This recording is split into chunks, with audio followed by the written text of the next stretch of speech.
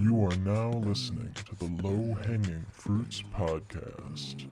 Listener discretion is advised. Chop, chop, chop.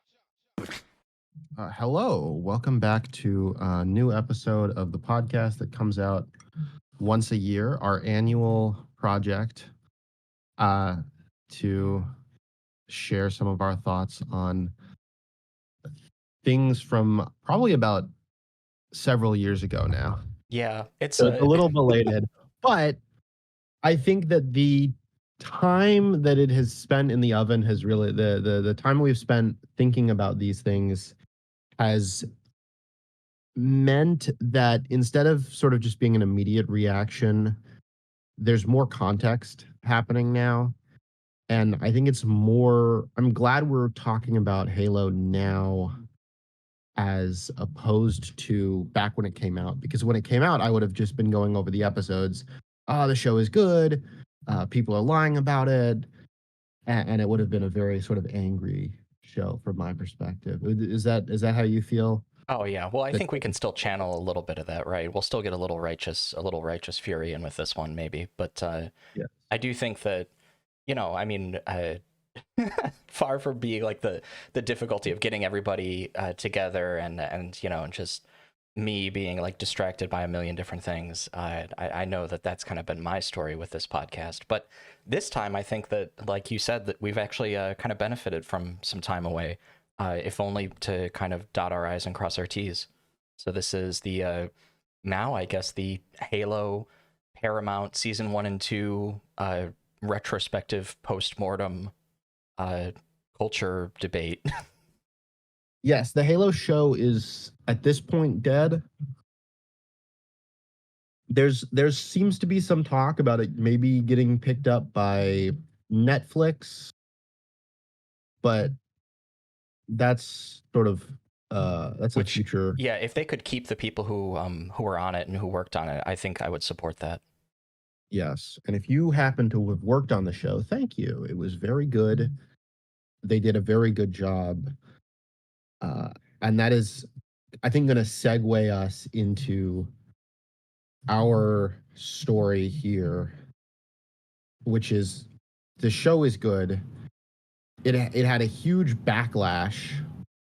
I have a couple of issues with some of it that I will go into.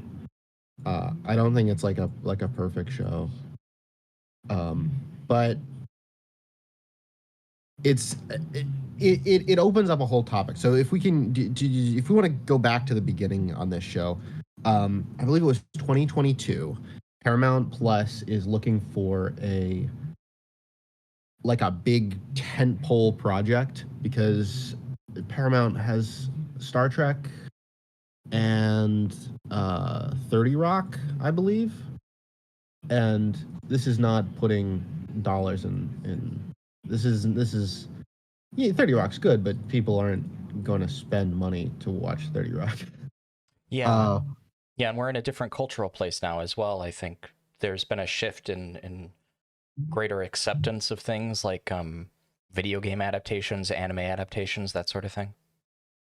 And this seems to have collided well with the situation that Microsoft is in with Halo back in sort of 2020. They were planning to do a big Halo, like a relaunch. So there was going to be a TV show and there was Halo Infinite, both of which ended up, there ended up being issues with both of these productions and how they were received and how they ended up.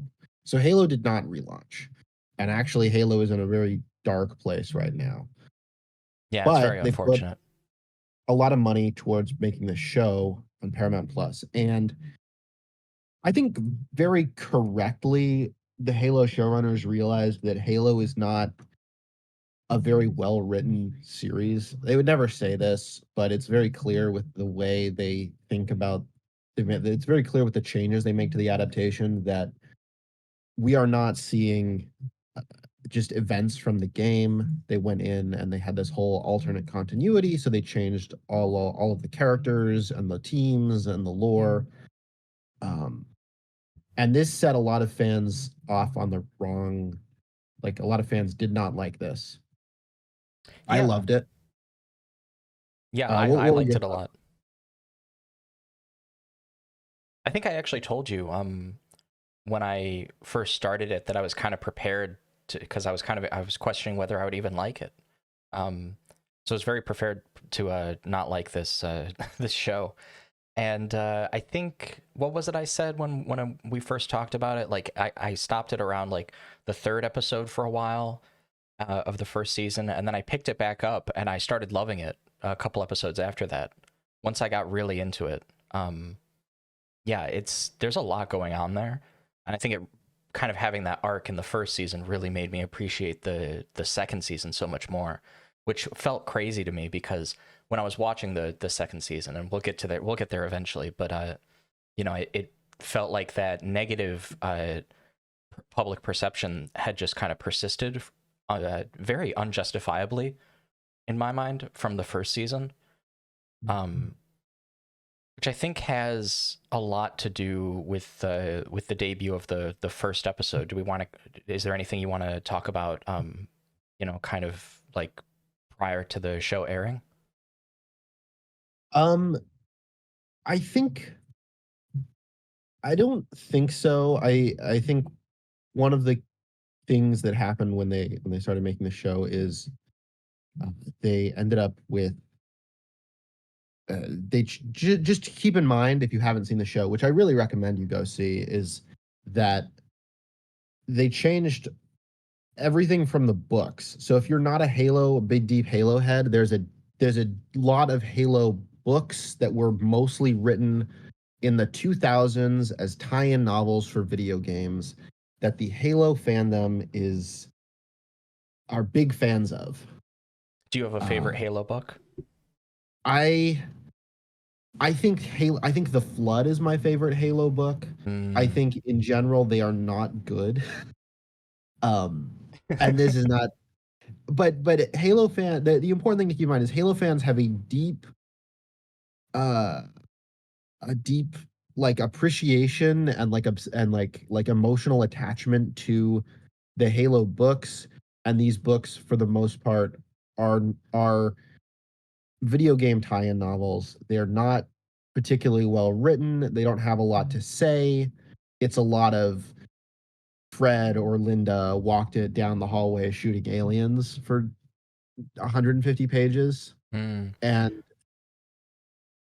yeah. I like Contact Harvest. That would be my pick. Um, Okay. but I do think that book kind of shows that you know, even if somebody were to say that they like the Halo books and they do think they're well written, I think even then it doesn't translate. Like you couldn't make a Contact Harvest show for 8 episodes or 9 episodes or whatever without significantly changing the plot of it and the way that it's written, because there's whole sections of that book where it's like two different AIs talking to each other, and it makes it's intriguing to read. It's a creative enterprise as an author to try to put something like that in there, but you know, books are not good movies, and not merely because like if you try to put them in your DVD player, it won't fit. You know, it just it doesn't work like that. We'll get into that later as well. So I guess episode one, the response to this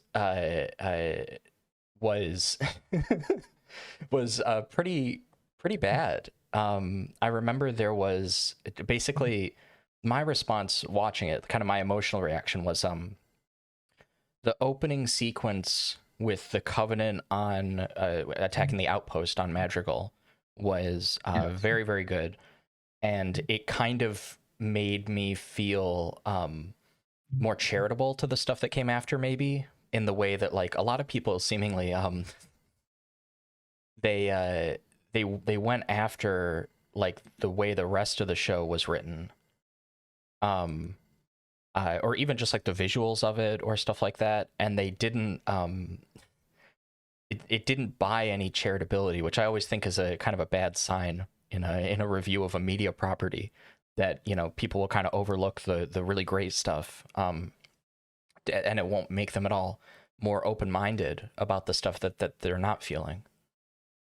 So the show opens with Kwan Ha, who is a Korean, part of like this Korean colony on the world of Madrigal, which I believe in the original Halo continuity was destroyed, and it's a reference to Marathon. But here in the show, it's alive because it's an interesting lore tidbit. This is I think like right from the beginning, it's a good way of thinking about how the show approaches adaptation. Let me pull up the Halopedia, but in the original Halo continuity, Madrigal is part of an Easter egg, um, and it looks like it was glassed in 2528. So it was glassed very on in the war. And in the show, Madrigal is alive because it's not interesting. It's an interesting lore tidbit in the background of a video game if it's been destroyed 30 years ago. But in a TV show, which is of course a visual medium, it's only interesting if we can actually see it and see people living on it. And so we get Madrigal and it's a good name. Mm-hmm. And they're mining, and these guys are mining some kind of thing. They've got some kind of like a compound, and they're insurrectionists. And so if you don't know Halo lore, the insurrectionists are a group of humans who are opposed to the UEG, which is the United Earth Government, because the United Earth Government loves nuking people who disagree with them. And the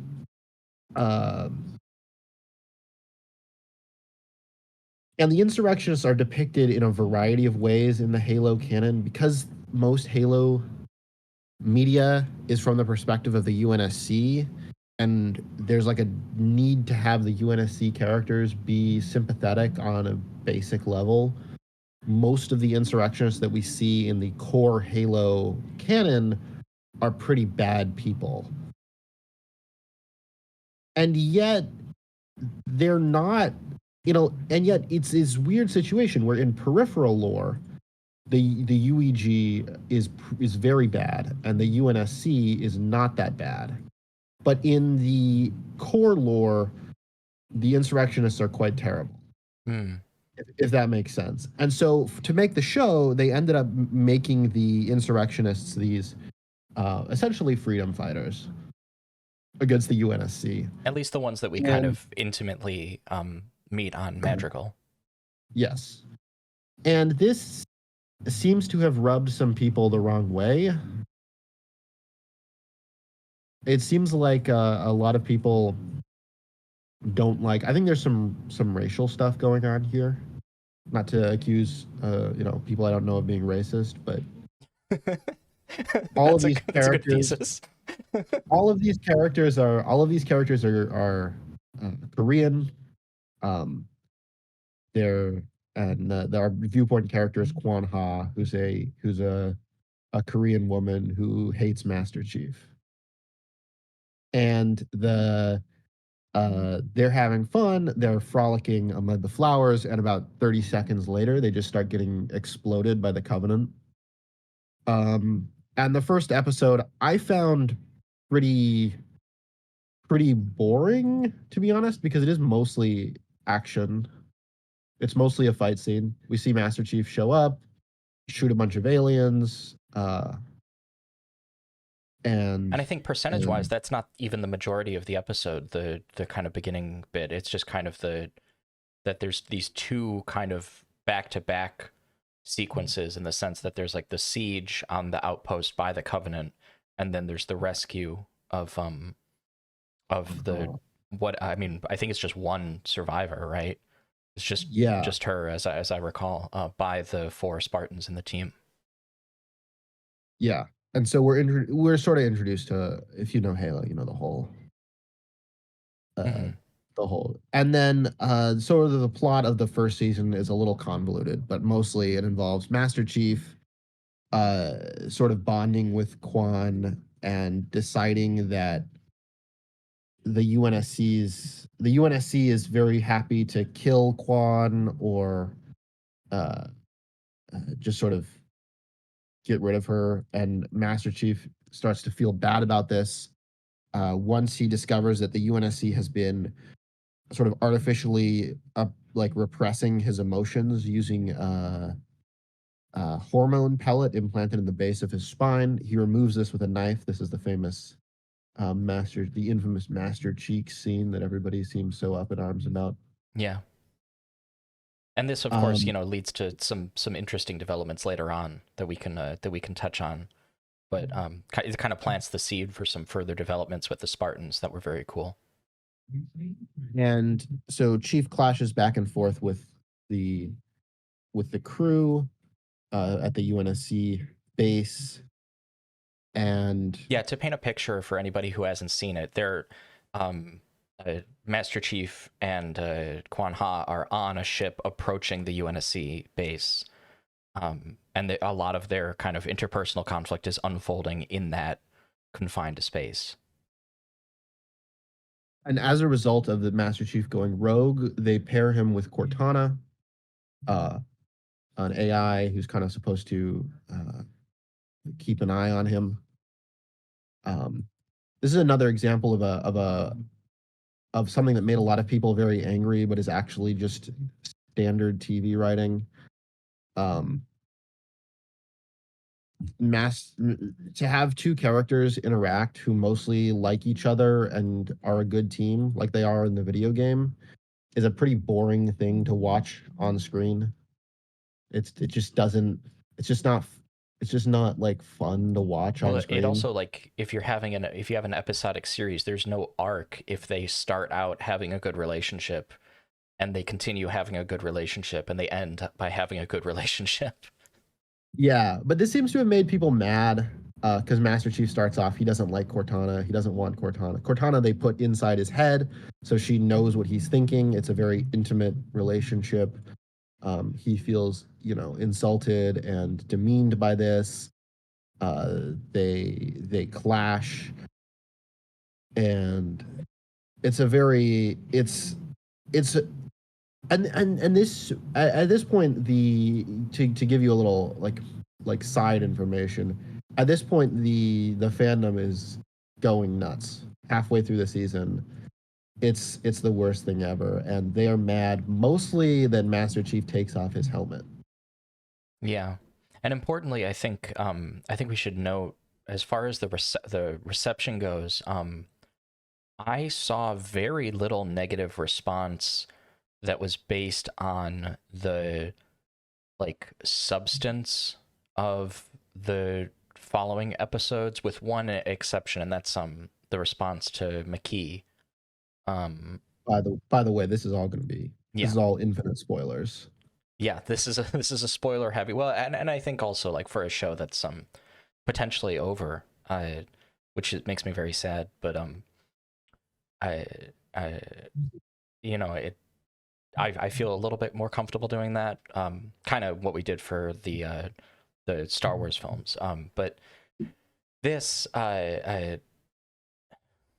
this really rubbed me the wrong way. I never like it when people are super uncharitable to a media property when they're giving a review of like a first episode, because you kind of have to let the creators and the showrunners cook a little bit.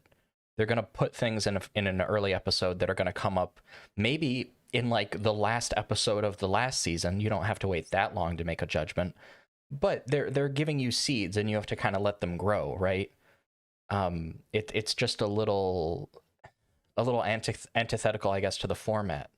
Um, I mean, you could review a first episode poorly and say that it doesn't grab you or whatever, but that it was very fatalistic, this response. I do want to say, before we move on, because I think now is a good time to talk about the subsequent episodes in the season. Before we do, first episode, what they do with the insurrectionists is super interesting. I saw a little bit of negative response to this, but I also saw, and I saw this much more, and you, dear listener, can experience this for yourself.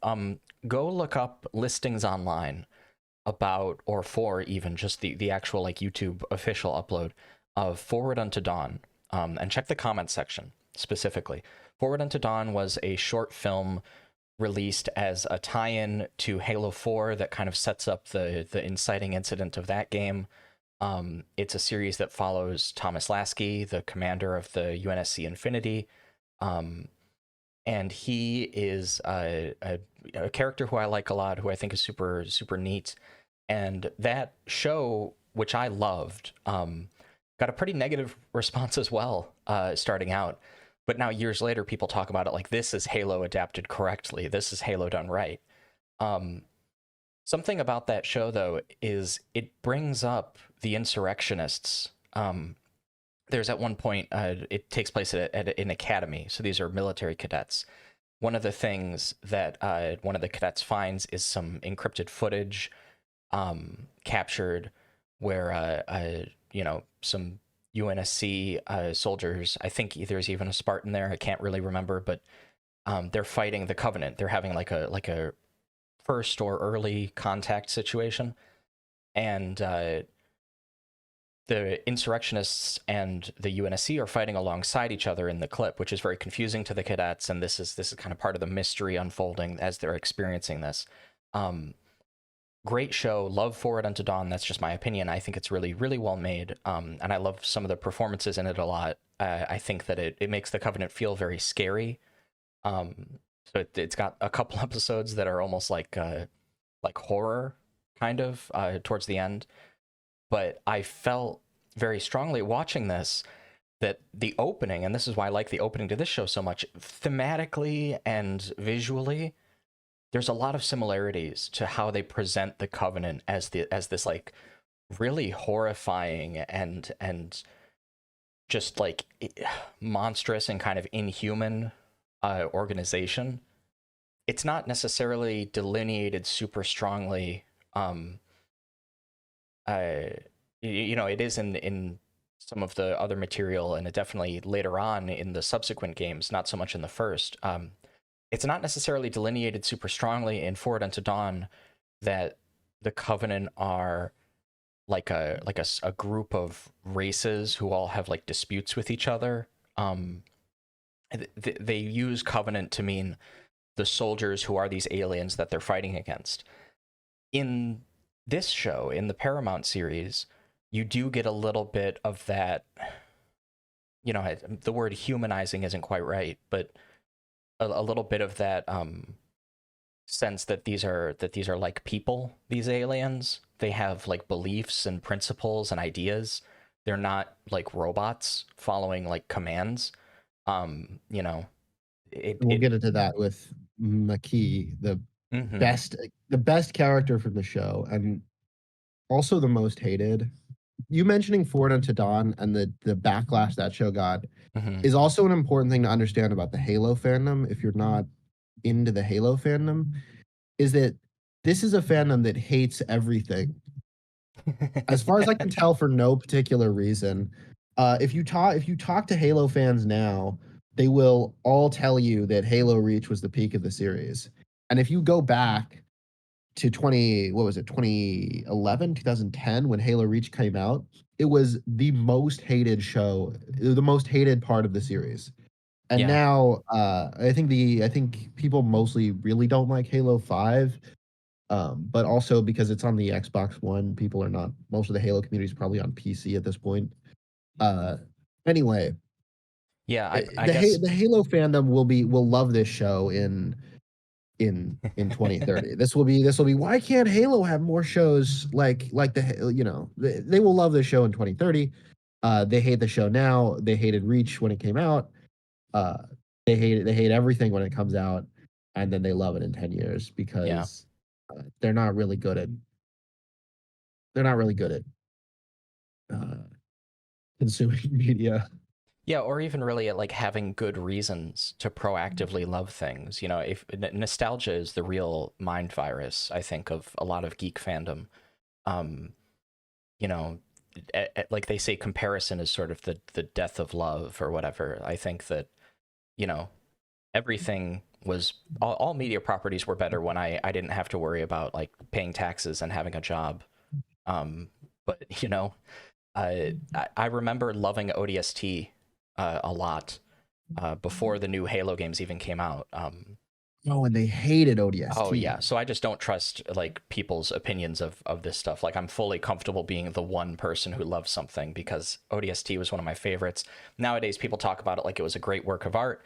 I'm kind of prone to agreeing in a lot of ways. It did a lot of things that I absolutely loved, but you know, definitely don't trust other people's opinions about this sort of stuff. So I think it's important to play and or read and or watch things for yourself. But I do bring up Forward Unto Dawn because the insurrectionist comparison is very telling.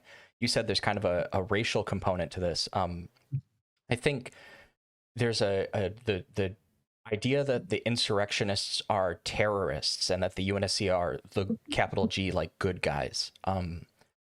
That is something that is even questioned in Forward Unto Dawn. There's this sentiment that like I think Lasky himself says something like this about like, you know, are the insurrectionists like really like evil? You know, they're fighting for their home. You know, and his I think it's Kyler is the other character who's in the scene. Says something like, you know, I hate them and you should too, because Lasky's brother. If spoilers for that show, it's like a 6-episode series or something. But I his brother has been killed. He was an ODST and he was killed fighting the insurrectionists. That the idea that you can have that experience and still not hate somebody like that who's an insurrectionist, that was really interesting in that show. And so this idea of a more sympathetic or humanizing or diverse presentation of the insurrectionists, I think, is something that's kind of been in this series, or at least in adaptations of it, for a while. So anybody who's like, you know, like saying, "Oh, they're doing it wrong because of that," I don't think that's very open-minded, and I don't think it's very true. Do you want to move on to later episodes? Because we're going to argue back and forth about our favorite character. You said McKee. I have another different favorite character. Okay, so here's the other bit of it, which is that uh, we're trying to keep this section brief, I think, because it is just sort of they introduce a character called McKee, who's a human who has been sort of taken by the Covenant and sort of groomed as a spy. McKee is a it has this McKee grew up on a garbage planet, essentially, Mm-hmm. As sort of a garbage slave for the UNSC, which is something that I really love. But so she really hates the UNSC. Uh, it really gets into some of the more like space opera-y stuff. I believe the UNSC killed her boyfriend or something. Sorry, Brother, I thought maybe brother. I something thought like there was that. like a yeah, there was a little as a little girl, and so when the Covenant captures her, and they sort of use her as a as like an agent, and the Covenant. So this is one of the biggest complaints that the show gets the is that they didn't care about Halo lore. They very clearly cared about Halo lore because a big part of the show is that the Covenant can't operate uh, foreigner technology because they're uh, the the the the plot for Halo, in case you have missed it, which is very easy to do if you even if you play all the games, is that the the Covenant are a coalition of aliens that are ruled by a religious leadership, and the Covenant normally incorporate new species into their organization as they discover them. But humans are the inheritors of the Forerunners, or they believe they are. The lore has just changed on that, like as of yesterday. And And so the Covenant leadership worries that bringing humans into the fold will destabilize their political position. And so, not knowing how many humans there are, just orders the Covenant military to just exterminate them all.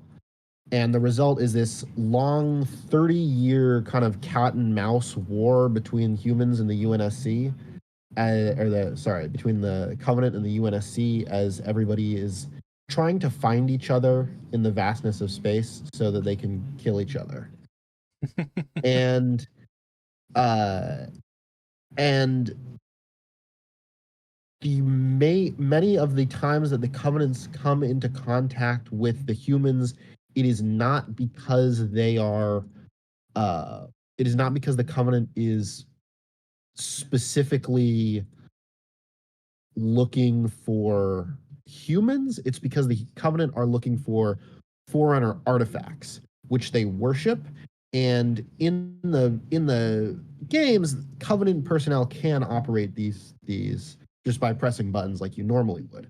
But the show makes this really interesting change to that, where only a human can activate certain parts of these MacGuffins. So the Covenant keeps around McKee, who's kind of a button presser for them. And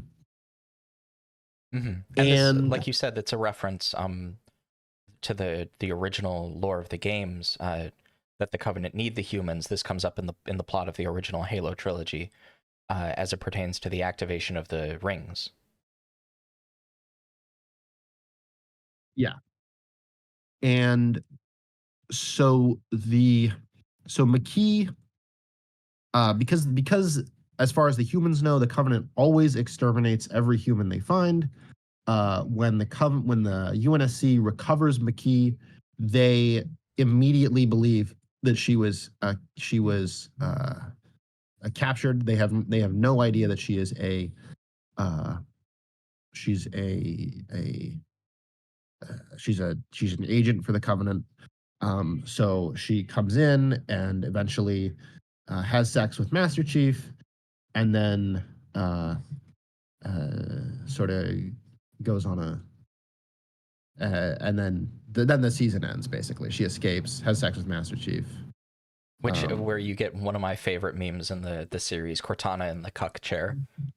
Yes, because she's connected to him, at least remotely. Like, you can see her like hologram kind of registering what's happening between McKee and John.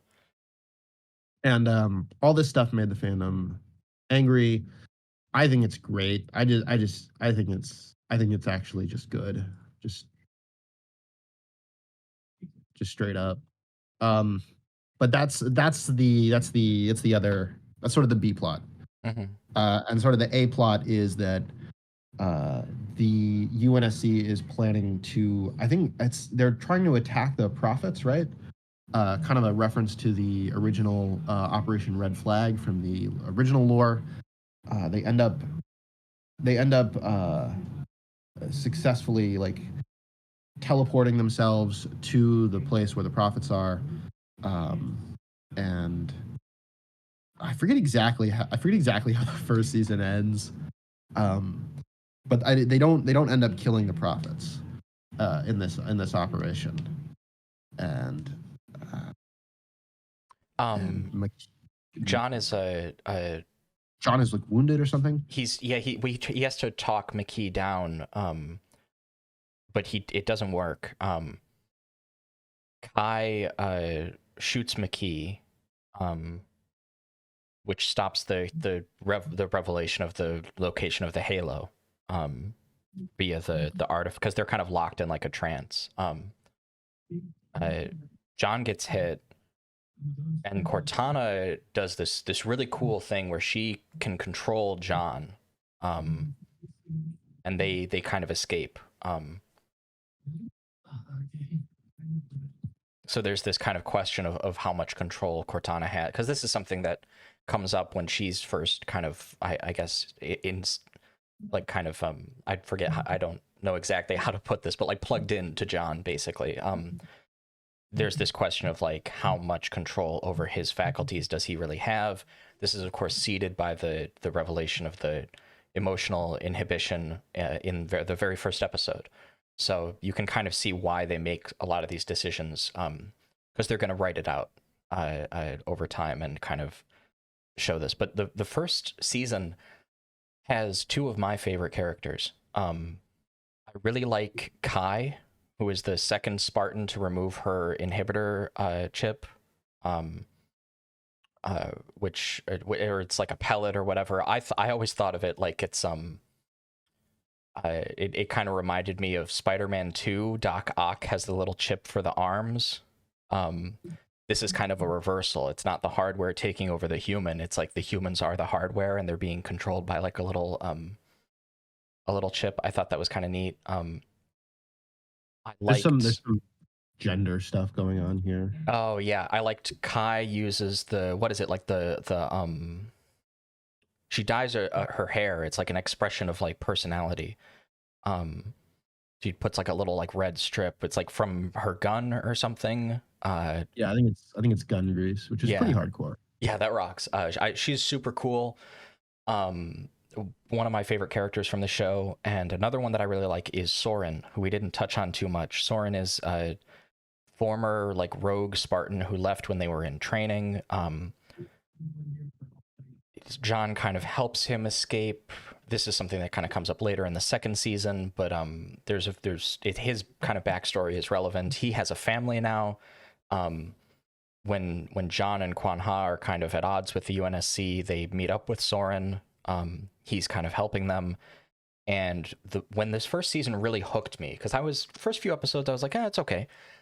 When this season really hooked me, was the dynamic with Soren and Kwan Ha, where like she's a daughter of a leader of an insurrectionist movement who's kind of the inheritor of like this rebellion against human tyranny, and he's kind of the inverse of that, where he's raised by Halsey, and he flees kind of that same very like controlling, very almost like inhuman human oppression. So I think there's a lot of themes of dehumanization in this show, especially there's I think. Themes in the show. Yeah, and that's the thing that I think makes McKee such a well-written character. Is she's the human garbage discarded by humanity that becomes useful to the enemies of humanity. And there's something in that I think people, might have detected, whether they liked it or not, where it would seem to imply that like bigotry and oppression are actually not even really effective. They're not even really as useful as their alternatives. And I think that's kind of like always the like first and last resort of somebody who's justifying bigotry and oppression, is that like there's no other way, we have to do this. You hear this a lot when people justify like not having like transgender people in the military. There's this idea that like, well, you can't be an effective soldier if you're this way or that way. This show kind of challenges ideas like that, and not always in ways that are meant to be like flattering to a certain perspective. Like Kai removes her chip in the first season. There's a battle sequence and she almost gets herself killed. She's not used to having all of these hormones and stuff. So there's a little give and take with this, but I think that's what makes it so good. It's very nuanced. Do you have anything you want to say about the first season before we go on to the second one? No, let's talk about the second season. Hell yeah. Which is very different from the first season in like a lot of ways. It's a lot darker. Mm-hmm. It's a lot more like intrigue heavy. Yeah, it's they're on Reach, I believe, for most of it, and they where we meet another one of my favorite characters, who you also liked. Joseph Morgan's James Ackerson, easily the best character in the second season. Ackerson is so well written and so well acted. It genuinely hurts me. I know that this wouldn't work with how the series is like plotted out, but like another like 3 seasons of this character, man. So, Colonel Ackerson is like a minor character from not really a minor character from the. He's really important where he appears, but you could probably be a fan of like the main Halo stuff and not really know too much about him. And he's from it really doesn't matter. He's from a different part of the Office of Naval Intelligence, which is like the space CIA. Oni, yeah. And Literal Oni, demons. literal demons, some of the worst people around. And so he is, spoiler alert for the fall of Reach, but Reach famously is the planet that gets completely destroyed by the Covenant very rapidly. And the UNSC, again, spoilers, but the UNSC is doing this uh basically the UNSC is evacuating all of their combat equipment from Reach, and they're just going to let the Covenant kill everyone on the planet because they know they can't beat the Covenant, so they want to preserve their forces. And Ackerson is kind of in charge of this project, and Master Chief is finding out about the fact that the Covenant is like on Reach, and it's kind of Ackerson's job to keep him from screwing everything up for everybody. Even though the plan that he's implementing is pretty emotionally, it's emotionally tough on him. Yeah, and I think that the duality to his character, the stuff with like his family and but also like his conflict with John and the Spartans, really, I mean, because you Oni are like the kind of people that when they show up in the Halo games and the Halo novels, it kind of feels like these motherfuckers again. Like every other character who isn't Oni but who is still human treats Oni like they're just nasty, like like the worst of the worst, basically. Like I remember the hostility that the ODSTs feel towards Captain Dare in the video game Halo 3 ODST is based around the fact that she's like an Oni just spook, I guess would be the word that people use. And she comes in and just commandeers their squad to use them for a mission that they're not really prepared for. And puts them in some bad situations basically as a result of that, and that's the plot of that game. And the way that Buck kind of shuts them down, who's their gunnery sergeant, he says something like, somebody's joking with him and asks like, what's her name? And he says, Ms. Naval Intelligence. There's like this sense of nebulous authority that comes with working for Oni. So I think having those characters really elevates this show. You can do so much with them here, and they do.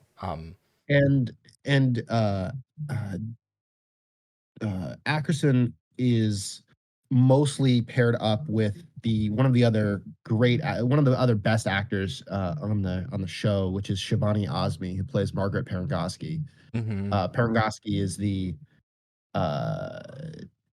head of the UNSC. She's a sort of an older Indian woman, and she is so intimidating. There's a great like running gag in season 2 where nobody will eat anything that she has touched just on principle. There's a great scene where she's drinking tea with Morgan, with Ackerson, and when he realizes that she made the tea, he like just sets it down and looks like he's really stiff. Yeah. So great stuff here in season 2. Unfortunately, I think season 2 is also a little rougher for Master Chief because he spends most of the season just kind of like floating around, getting mad at people. Does that seem? Is that a? Yeah, I think they. So it's this season. I do think suffers from one problem, which is that it's an episode shorter than the first one. And I think it would have been great for this show if both of these seasons could have been like 10 or 12 episodes. just because it does feel like sometimes a certain plot beat, which nevertheless works really well, either it could have been teased a little bit more, it could have been built up a little bit more, or it could have been maybe stretched out a little bit more in progress. And one of those things is the tension with Master Chief and his squad. I think it feels like it goes on for longer than it does because it occupies a lot of his screen time and their screen time. You know, it kind of makes sense following on the first season. Like I understand why it's happening. There's no like technical like issue with how it's written out, but I do kind of wonder if maybe we could be drip fed a little bit more in the way of like positive relationships between the squad members, because there is a moment in towards the end of the season where we get kind of like the fall of Reach, and it Very well happens. done. Say again. Very well done. Oh yeah, very very well done in and of itself. There's a scene, and I can't remember all of the squad. It's John and Kai and Riz and who's the fourth one? What's his name? Oh, the guy with the sniper rifle. Yeah, he's really cool, but Uh, I can't remember the character's name off the top of my head.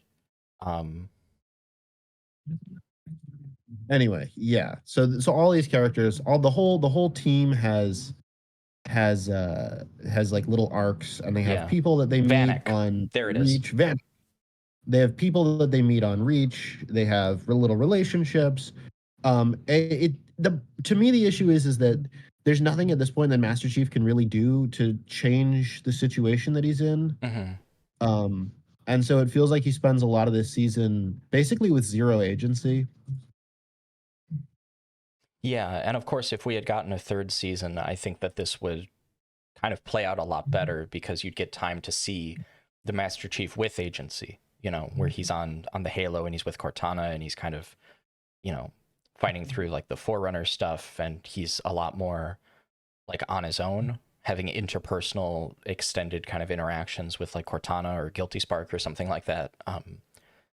You know, There's also some timeline issues in this in this season. in what regard? I think, especially the stuff with the Spartan threes, it's pretty awkward. One of the characters, Corporal Perez, who's a reference to a Marine from Halo 2. He is sort of Master Chief's like contact character on Reach. But after Reach falls, she goes and becomes a Spartan 3. And it seems like she becomes a Spartan 3 really fast. It seems so. Ackerson has the Spartan 3 program. It's never clear if it's not clear to me if the Spartan 3s actually have any kind of augmentation, or if they're basically just like suicide troops. Yeah, I think so it just doesn't get developed essentially. And this is kind of what I was saying earlier, is I feel like the way that I would put it is like I would have liked maybe one or two more episodes towards the beginning of the season, develop the team a little bit more, develop the relationships with the characters a little bit more, do more with the Spartan 3s, because I like the stuff where they're like having Kai train the Spartan 3s, and there's I think the Perez is kind of a foil a little bit to Kai, kind of another. Perez is great too. It's fun to. Oh, and those scenes are really good where they're like training for the infiltration and stuff like that. I do just think that, like, typical of a show like this that gets a lot of fan backlash, I actually think a lot of the issues would be solved by having more of it. So it does kind of feel bad in that regard. I do want to say there's another thing that we haven't talked about. Oh, Fall of Reach. Another one of my favorite memes. When so I feel, and this is just personal to me, I feel like while their arcs work perfectly well, they're very well written, they're very well acted. Another thing that I think we would have benefited from getting more of in the more of John's team, Silver Team, I think they're called in this. Uh, uh, I think having a little bit more Riz screen time and a lot more Vanek screen time would have helped with these characters and their exits in that season, because they've got really touching arcs, and I think that's the kind of thing I wanted to see a little bit more of in season 2. It's very good for what it is, just on its own. But Fall of Reach, Vanek is killed, and I think the way that episode opens, this is like episode 4 of 8 in season 2. The way that it opens right as Reach is about to be assaulted, Vanek he's taking care of something. I think it's birds, or something like that. He's like caring for like small life, because he's such as a Spartan, he's like a big, powerful man, and the actor plays him with like a really deep voice. But seeing him be gentle like that, and then the juxtaposition of that with his death, is so tragic and so sad, and that's one of the reasons I would like more Vanek.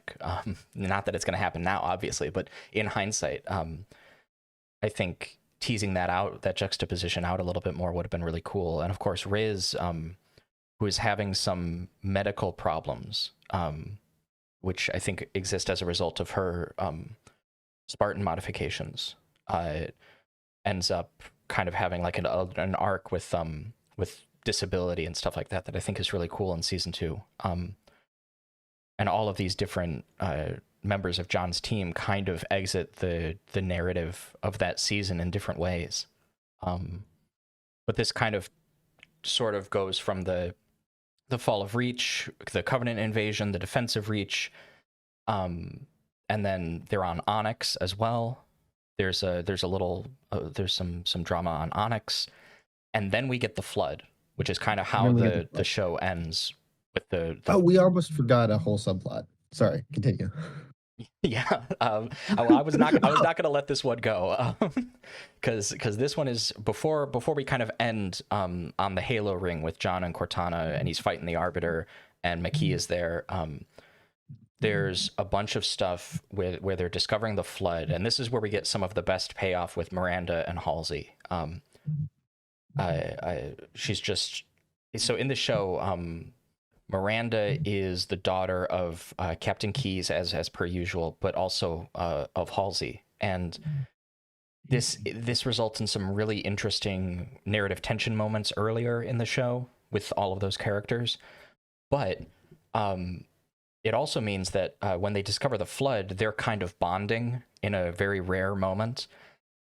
And they accidentally unleash the Flood when they're discovering the Forerunner kind of city, because they're on the world that they're on is like a shield world, and they don't know this necessarily.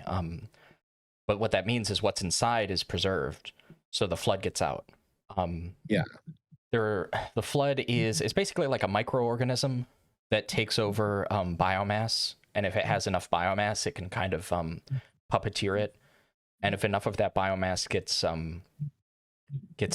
kind of, I don't even know what would be the right word for like a Flood hive mind, coagulated, I guess. If it gets kind of stuck enough in one place, then it develops intelligence. And it kind of is, it's a really interesting concept, one of the coolest concepts in my opinion from the Halo lore and from the original games. And they do it, in my opinion, really well in this show, and a lot of people were acting like they didn't like it. I think this confused me, I have to say, because a lot of people seemed really angry. Oh, the Flood, they're just zombies, and it's difficult for this is, I think, a key point of problem that I have with the Halo fandom is that Halo is a zombie franchise. Mm-hmm. It's always been a zombie it's been a zombie franchise since the first game, and people are angry that the Flood are zombies. I struggle to understand what people want out of the Halo series if if if they're going to be angry that it's like if you're going to be angry that it has the stuff from the Halo games in it, right? Yeah. What can we actually what can any of us hope for? Well, it's also like the flood. The flood is presented for gameplay reasons a little inconsistently, even in the original shows, because you have like the flood is it's like basically like a fungus. It's spores. So very fitting that this came out at around the same time as Last of Us. But it takes over biomass, and what is interesting is that when the player engages with this in the game, you're never really guarding against spores because you're in your armor. But you do get, and even see Marines who are not in armor struggling with the flood forms that are these, like, I guess, what are they technically called? Like infection forms or something like that. Yeah. They're like they're about the size of like a human head, and they have little legs and little feelers, and they kind of run along on the ground, and they jump at you. They're perfectly fine.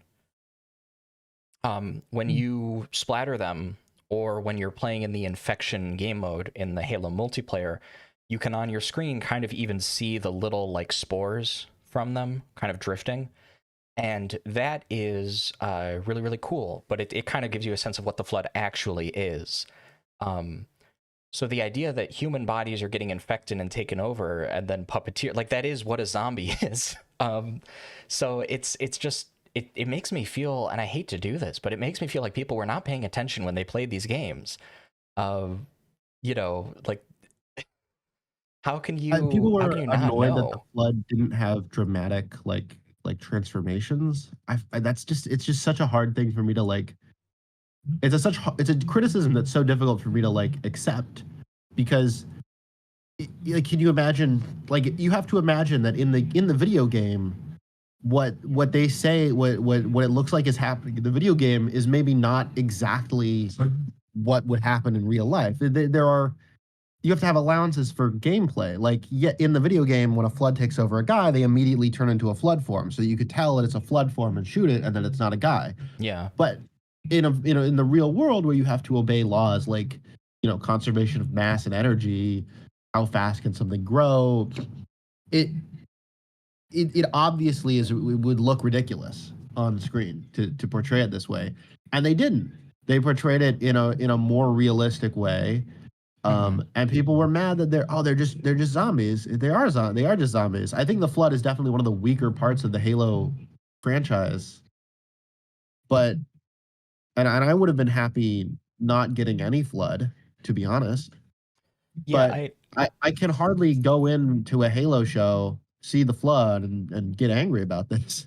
Yeah, I think this doesn't. The flood is one of the stronger parts of the franchise, in my opinion, conceptually. But I do think that the presentation of it, if you're just going off like the visuals in the games, there's not really as much of it. And I guess what I always felt like was really important was kind of the extra understanding that you get from stuff like cutscenes or from dialogue.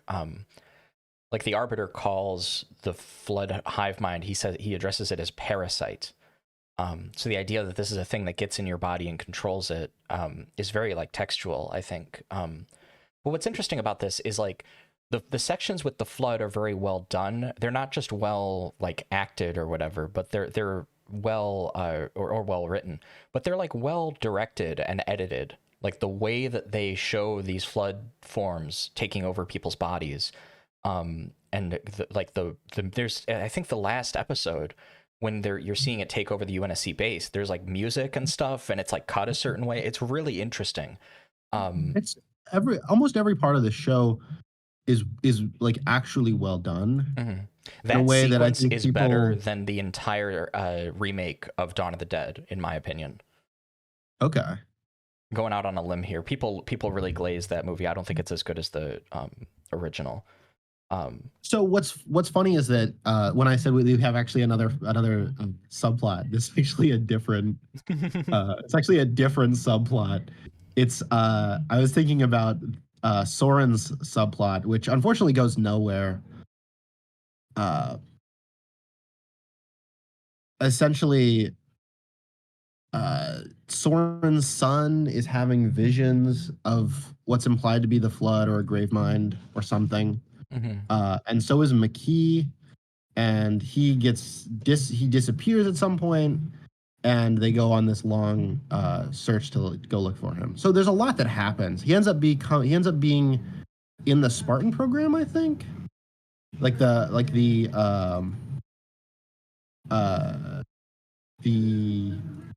UNSC, it's revealed that the UNSC has allowed Soren to sort of exist independently because they want to see what happens when a Spartan has a child. Yeah. He There's has a revelation wife that like Halsey who's- let him escape. Yeah. And so, and unfortunately, this plot kind of goes nowhere. And this ties into why I don't love the Flood. The Microsoft has been teasing us with Flood lore since 2007. Oh, we're gonna find out more about the Flood, and they're really, really coy about actually revealing any information about the Flood in a way that I think is kind of cowardly. Yeah. To be honest. I think when people do that, sometimes you'll see this from like showrunners or from companies that are like marketing stuff. This happened a lot. So this is a crazy reference, but if people have seen the H Bomber guy Sherlock video, this is a part of that YouTube critics criticism of that show, is that it's always kind of implied that you're about to learn something that's going to make the mystery feel really compelling, but there's never anything compelling at the end of the string, so you're just following it, and then you get there and you're like, oh, okay. And it's like at best going to be like a twist ending or something. But the joy of like a mystery series is that you're like unraveling something that has kind of an underlying logic to it. So I can definitely see how, like, if you're constantly being teased, like, oh, we're going to learn more, it kind of starts to feel like the thread's going nowhere. Yeah. So that's the main reason why I just we know enough about the Flood to like judge what they are. Yeah. And this is one of the problems, is that whole plot line has kind of like petered out into meaninglessness. Yeah. They're associated with the precursors, who apparently we were going to learn a little bit more about in the canceled DLC for Halo Infinite. Yeah. Maybe. Yeah. And yeah. I always felt like unless we're going to get like a Halo prequel, you could very easily make a video game that's like Halo Wars, but it's set in the time of the original Human Forerunner conflict or something. Unless we're going to get something like that, it does kind of feel like the Flood is a closed book. We've learned what's important to know about them, and everything else is tantalizing specifically because it's left up to imagination. That's true. So we kind of have the great stuff about the Flood already, and we already know that they're great. So that's how we know that it's been effectively communicated to us that the Flood are really cool and interesting, because we already feel that way, and now we can now we can move on. This is a part of franchise death, is when you beat something to death, you remove a lot of its identifiable characteristics, and I feel like the mystery is a part of that. So I kind of like, I mean, they tease the Flood a lot in this show, and the payoffs happen in the way that you would expect like a horror film to have a payoff. My favorite part of any zombie franchise is always like the inciting incident, because the outbreak scenario is what's really interesting about it to me. And then a lot of the stuff that happens later, I'm just not as into. And this season, we get our outbreak sequence, and then they run away and they leave. So it's like perfectly well contained, at least to my mind. Yeah. So that's Halo season 1 and season 2. Yeah, I will say the way that it kind of ends off, Soren, I think his wife is Lara and his son is Kessler, I believe. Those are the characters' names. Yes, Kessler. We've got to find Kessler. And at the end, I think they save Ackerson, don't they? Doesn't he live? Yeah, I think he does. So Lara sacrifices herself because she gets bitten or whatever. Yeah. She gets infected. And then they freeze Halsey as well. Miranda freezes Halsey. Yeah, she's she infected, also gets infected. which is cool because that's like in the original original games, you're just kind of it's communicated to you. The original trilogy is not very concerned with Halsey. She's lore basically. She could basically be dead, and those games would still play out the exact same way. But like in Reach, she's important, and in the subsequent games, the later games, she's important. So Halo has kind of put itself in a situation where you do kind of wonder, like, where was Halsey? Like, what was she doing? You know, and there's like comic books that explain this, but in the show, it's just written into the. You don't need to read another book to explain what happens in the show, because it shows you she's infected, so they save her by freezing her, and that's why she's not going to be in the next part of the narrative, or if she is, there will be some special reason. And in fact, the show in season 2 at least is very interested in, I think, bringing us to the point of the Halo Combat Evolved booklet that came with the game, where Master Chief is the last Spartan. He's the last hope for the UNSC. They've landed on the ring. And so in a sense, the show doesn't break any of the canon of the games, as far as I understand, at least not until Halo 4. Like, you can still, I think if you could play the first 3 Halo, well, Miranda Keys is different, but you could definitely sort of squint and play the first trilogy, and it could be conformal. Like, it could be the same setting as the Halo show. Yeah, like a couple character deaths or whatever, or like a couple events are like they're timed differently, or stuff like that. They happen differently, but the broad strokes are all they're all sort of kind of there. Especially if you look at the series with the nuance of kind of thinking about like retcons and stuff like that. If you have a heavily retcon series, an adaptation is always going to violate the lore. So like.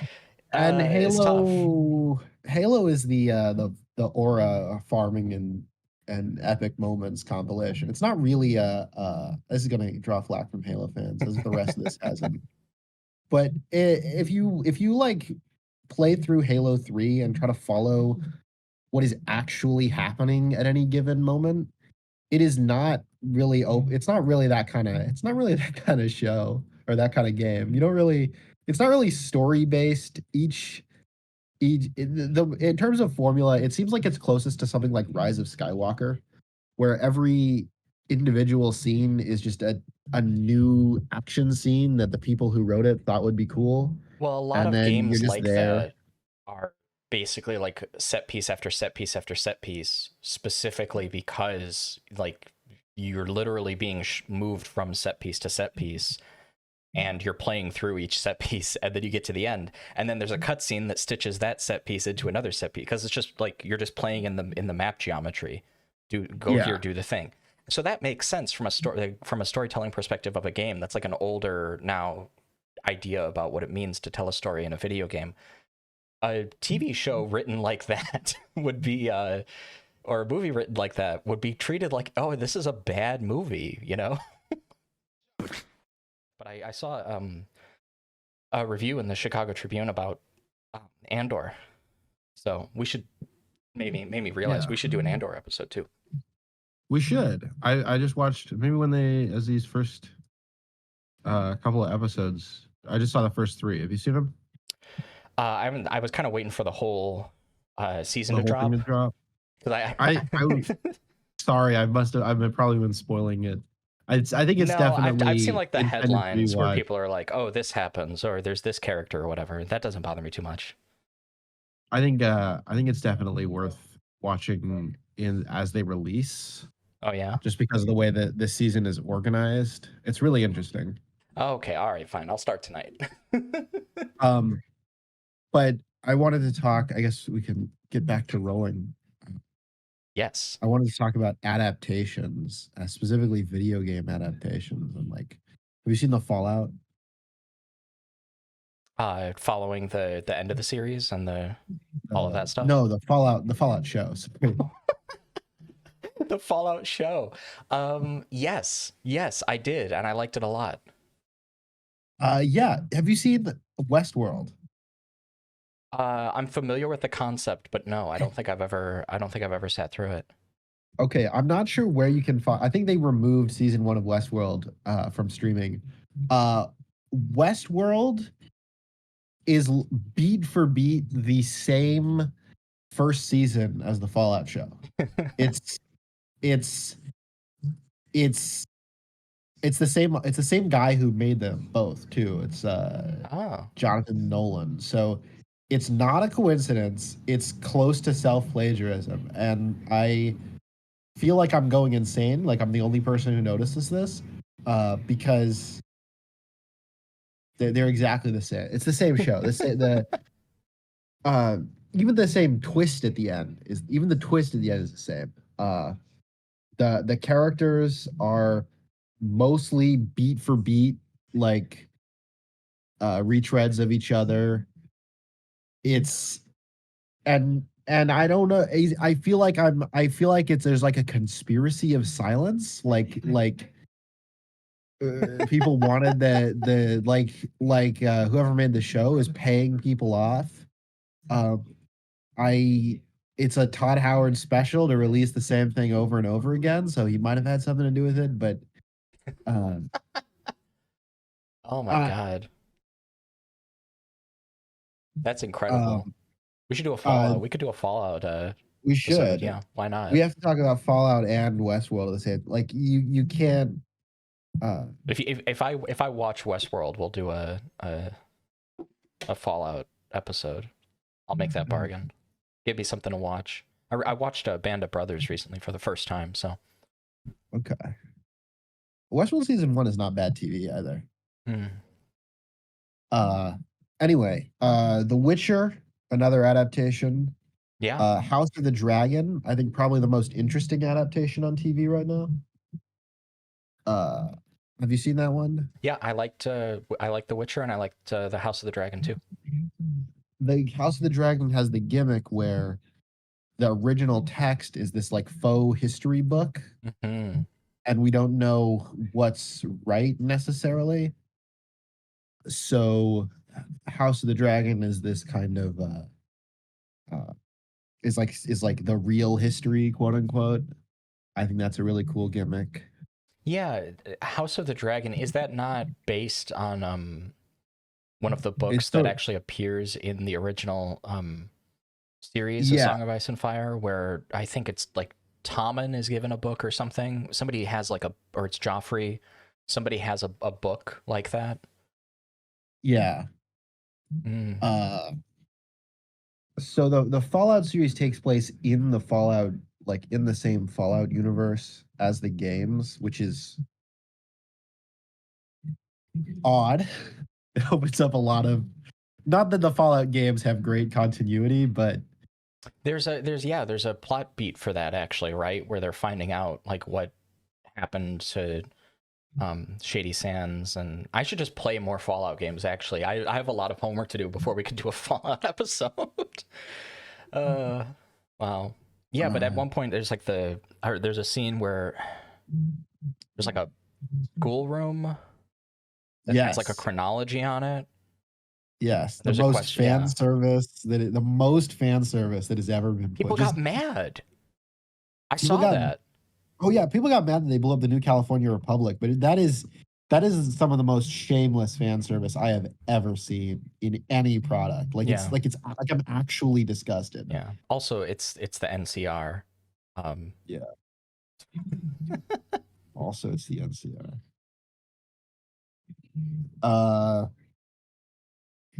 Yeah, oh no, don't blow up a settlement in Fallout. We've never seen this.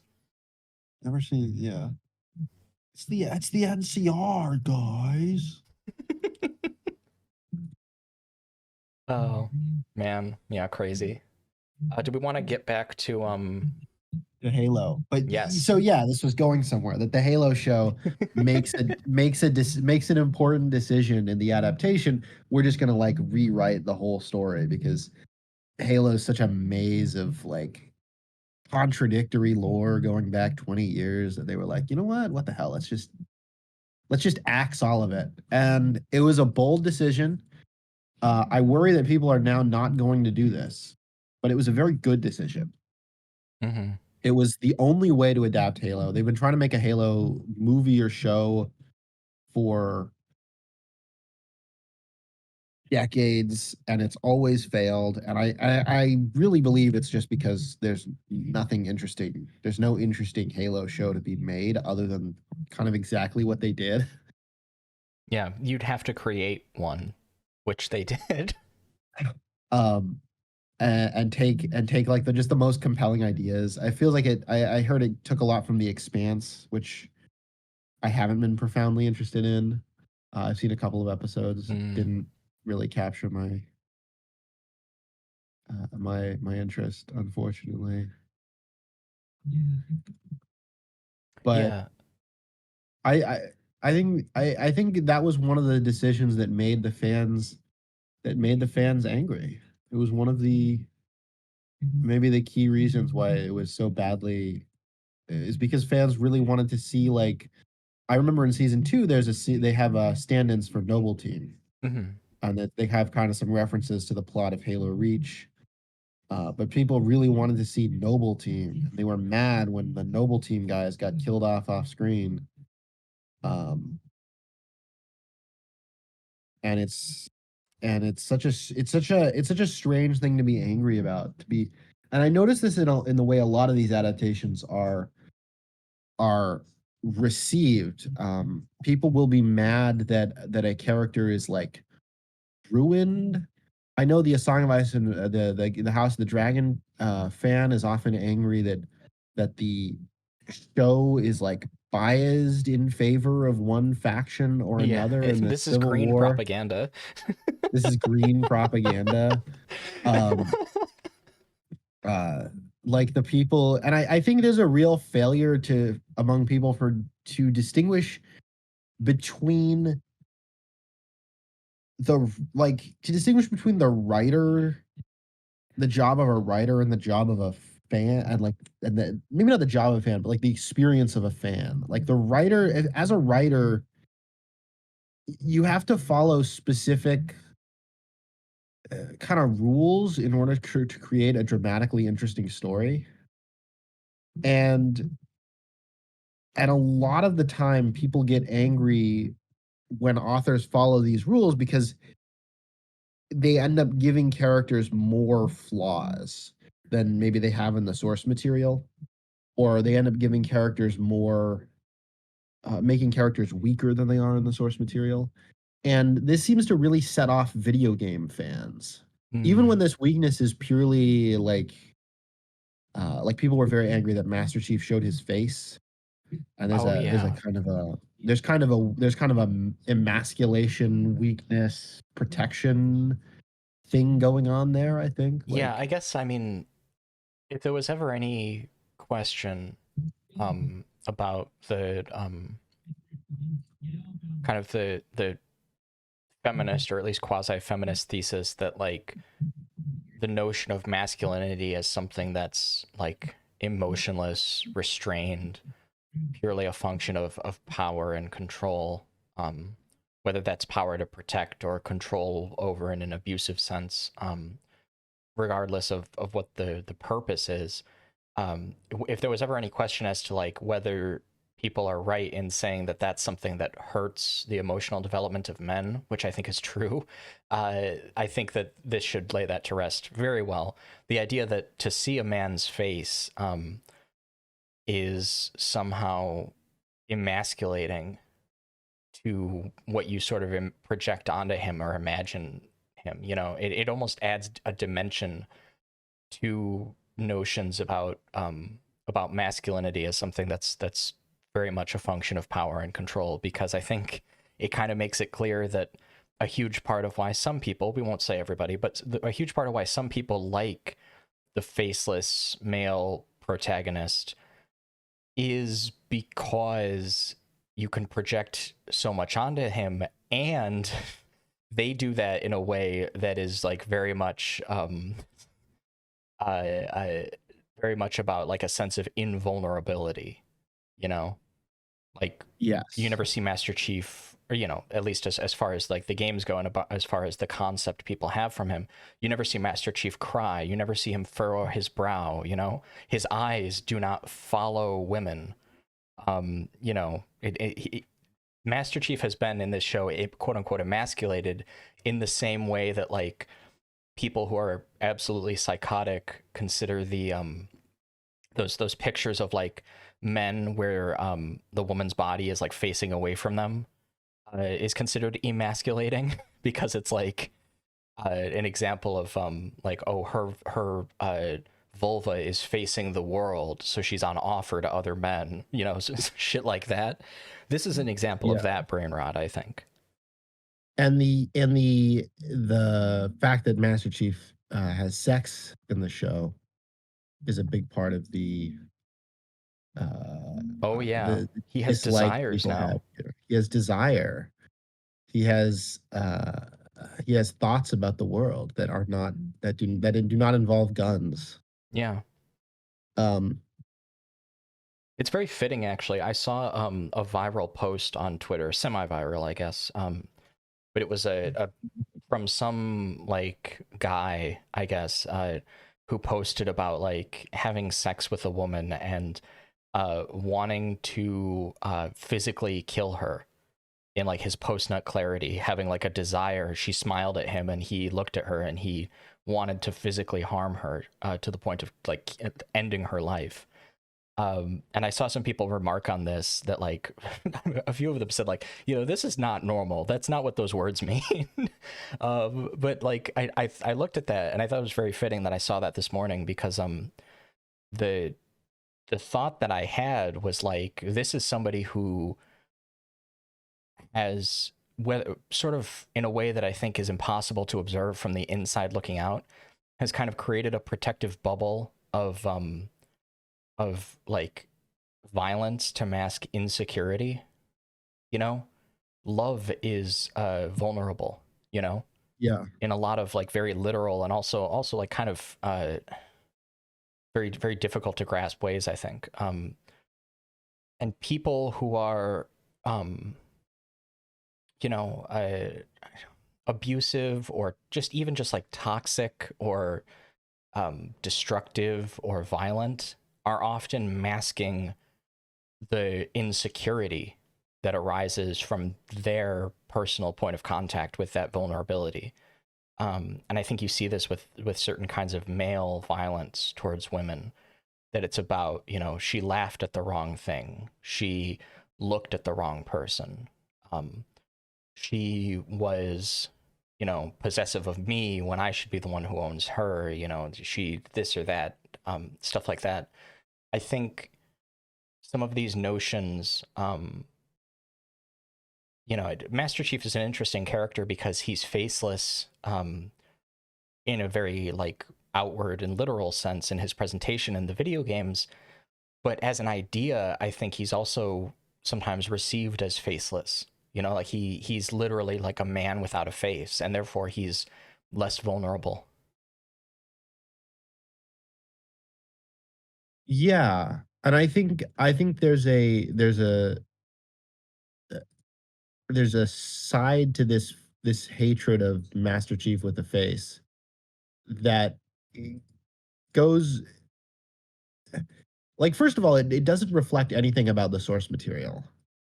Master Chief doesn't show his face in the games, but it, I went back and I watched the developer like commentary on Halo Combat Evolved. Mm-hmm.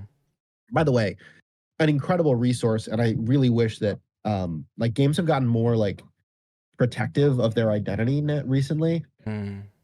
They would not do something like this now, but it's such a valuable resource. I really wish we had something like this for Halo Infinite. But they did the developer commentary for Halo Combat Evolved, and when they talk about why they didn't show Master Chief's face, they don't. There's a traditional narrative here, which is that they wanted anybody to be able to project themselves as Master Chief, and that's partially true. But in the original like developer commentary, that doesn't seem to be the reason. The real reason is they only have one bone on the faces in Halo Combat Evolved. They only have one like one thing that they can rotate, if that makes sense. Yeah. And the look of a guy with just a mouth that's like a static face with a mouth that opens and closes is not really a compelling or interesting you can't it would just be hilarious when you match it to the pretty nuanced portrayal that Master Chief has in the game. And so but it's become this sort of story that Master Chief doesn't show his face, kind of like uh there was another character, the Mandalorian, which by the way, Mandalorian famously have no Mandalorian. This is not a part of Mandalorian culture or society. I don't know why people think Mandalorians. I mean, I don't know why they thought. I don't know why Dave Filoni decided that Mandalorians don't show their face. There's no. That's not a part of Mandalorian society. It really never has been. Um. Yeah, it's it kind of. I wonder, and I mean, this is just a question. It's not really even an interpretation. I kind of wonder if the Mandalorian and the kind of cult that he belongs to isn't supposed to be like an attempt to redeem the Death Watch. The idea that like of traditionalist cults in cultures that are kind of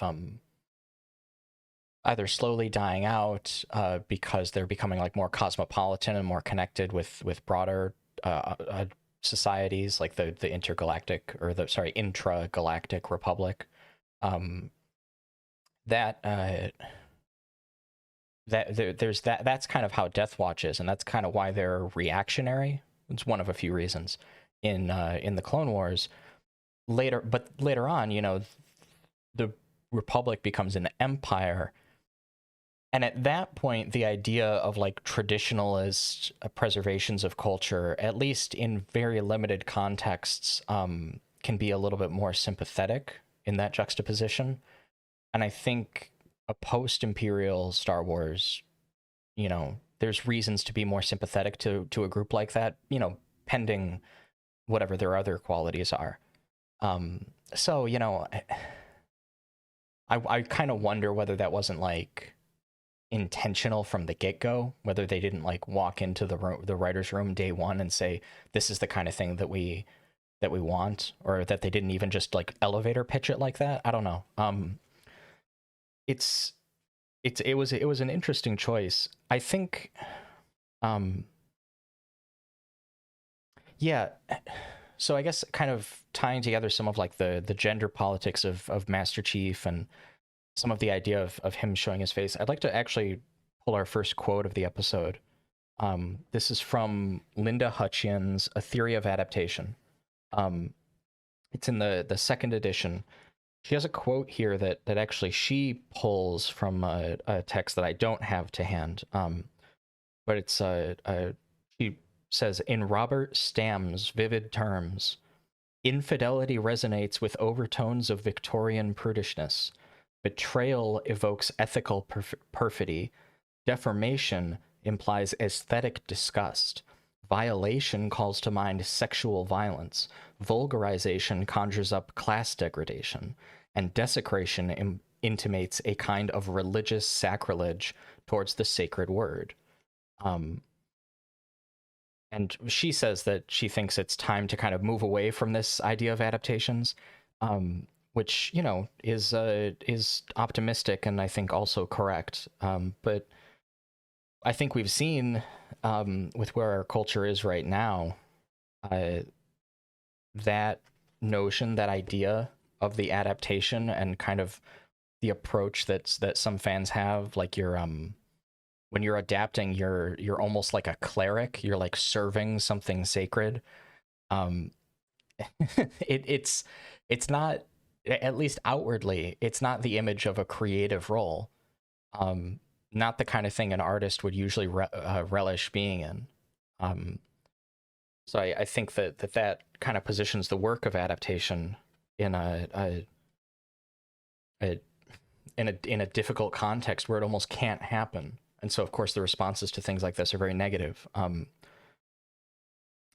She says this is much earlier in the book, in the beginning to theorize adaptation. She says, of course, there's a wide range of reasons why adapters might choose a particular story and then transcode it into a particular medium or genre.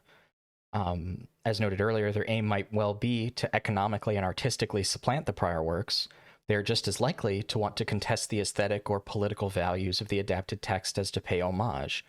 This, of course, is one of the reasons why the rhetoric of fidelity is less than adequate to discuss the process of adaptation. Whatever the motive, from the adapter's perspective, adaptation is an act of appropriating or salvaging, and this is always a double process of interpreting and then creating something new.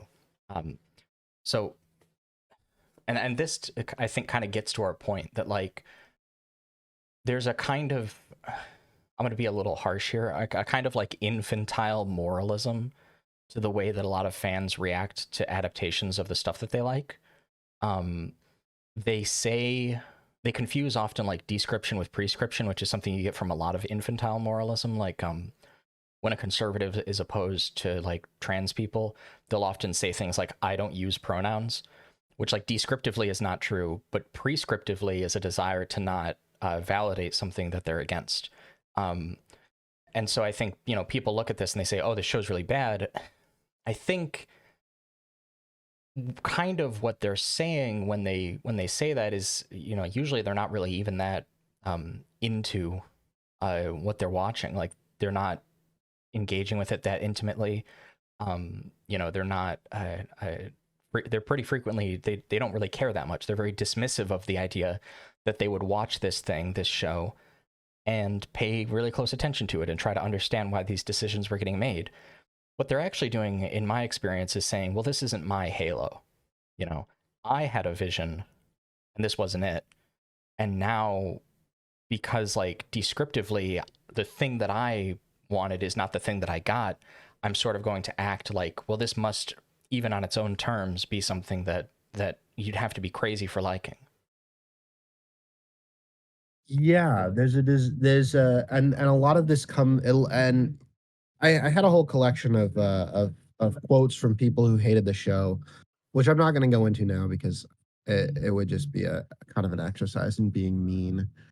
But one of the things that I noticed a lot is that people would jump from a change in lore, or a perceived change in lore, because of course a lot of the time what people were complaining about was maybe not an accurate, you know, description of the way Halo lore was. They would jump from this to then therefore it's bad, or they would jump from some admittedly spotty special effects from time to time and go, well, this is ridiculous. And the big one of this is that Master Chief is naked, and this is what shows up in fan, you know, discourse here. So Master Cheeks, they made Master Chief's butt naked, and it's a really it's a very clear decision on the part of the creative team, right? To take a character who's mostly known for being completely covered up and make him naked. Like that's a symbolic decision that is one of the best decisions made in the whole show, and it's an important it's an important part of the character. It's an important part of the story, and it really is difficult for me to have sympathy with these kinds for these kinds of feelings that people seem to have, where they jump from the, oh well, Master Chief is covered up in the games, therefore he must be covered up in the show. Any depiction of Master Chief that goes deeper than this is an attack on the character, is a sabotaging of his dignity. And it's like a medieval king talking about, you know, being depicted nude. This is not how we would think about modern, you know, adaptation. Yeah, The in fact, whole the medievals sometimes, not always, but occasionally would actually have um, some more progressive values about that sort of thing. There's a quote. I think it comes up in oh, I'm gonna get this wrong. I think it's in Sir Gawain and the Green Knight. But it's something like somebody is like disrobed or they're naked or something, and the king says something, which in the original is to the effect of like shame upon him who sees evil in it. And the insinuation is sort of like, well, you know, if you are laughing at this, what you're laughing at is in your own eye. And this is a very old idea, and I think that this is kind of what we're hitting on a little bit here, is that a lot of these people kind of had something in their eye, maybe, and it wasn't necessarily in the show.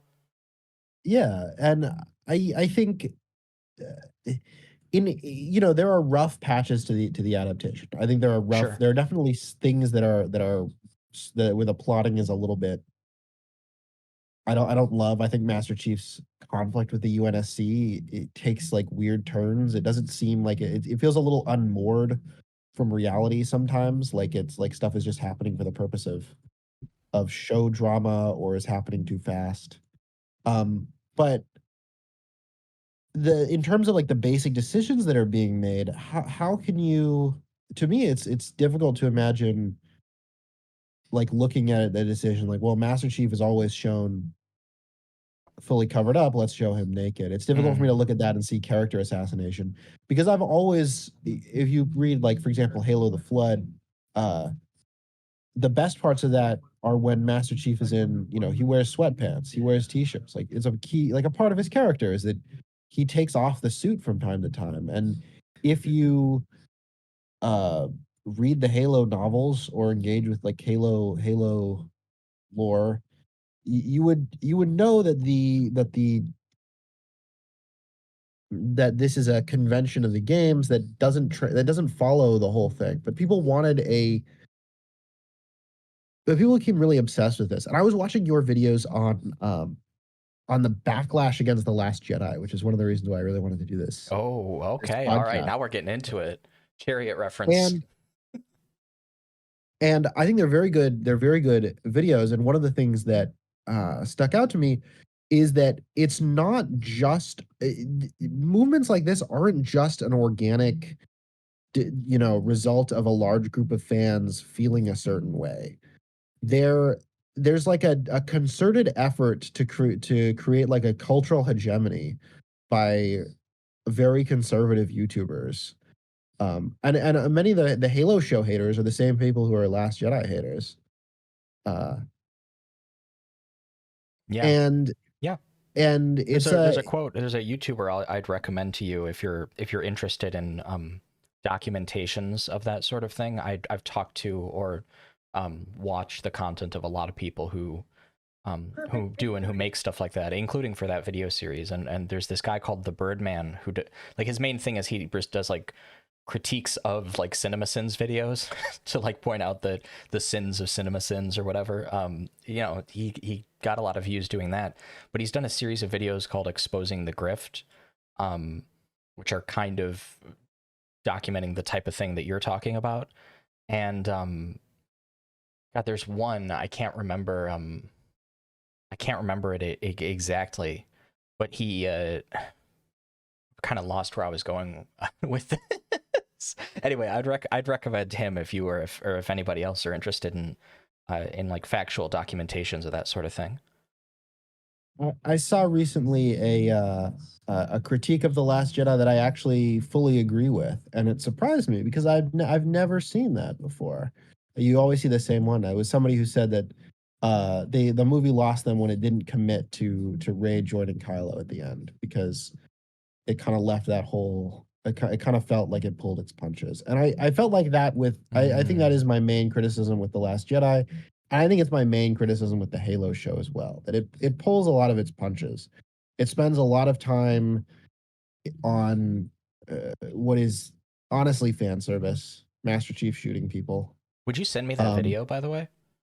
Yes, I'd I love to will. see that. That's super. It's not a it's mostly it's I was yeah, it's not mostly about The Last Jedi, Oh, but okay, yeah. the person mentions it in passing, and I was like, "Oh, that's actually a point that that's a critical, a criticism of The Last Jedi that I actually really agree with."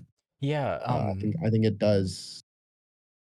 it I does fail on that level. I talk about this in a video that I made recently actually. It's about young adult literature. But there's a back end portion of it where I talk about how like there's something that happens in like geek and fandom spaces where negativity is associated with sincerity. Um, so if you're positive about something and if you're against somebody who's being negative about it, even if it's just interpersonal, like I'm against this one guy's criticism or whatever, what happens is people will talk to you like you're just not a critical thinker. They jump straight You're to just not a like you're a critical sheep, thinker. you know. uh, and it's so funny because like no, negativity isn't the same thing as being smart. Like actually, it's really easy to be smug without saying anything important. And I like when you brought up the special effects. I thought about something, and it's like, yeah, I did notice when I was watching this show talking about Halo again. The aliens always seem like a little shiny or a little wet, and that's sometimes a quality of like I think uh, that's supposed to be the energy shields. yeah, with some of them sometimes, but like I guess like the visuals occasionally something with them was a little just felt a little fake. Um, Okay. which would not really be an issue if it was like stylized pure like CGI like animation. But since they're in the same scenes with like live human actors, it does kind of look mildly odd. Like it never fully pulls me out of something, but I do definitely see what you mean by that. Um, Um, I think the first season, the back and forth where Chief is working with the UNSC and then against them, and then with that, like mhm. the first couple of episodes, it seems like he goes back and forth maybe twice, and it's just it's awkward. Yeah, there's a real question, I think, in the first season, and part of this is just that they wanted there to be kind of a plot conflict.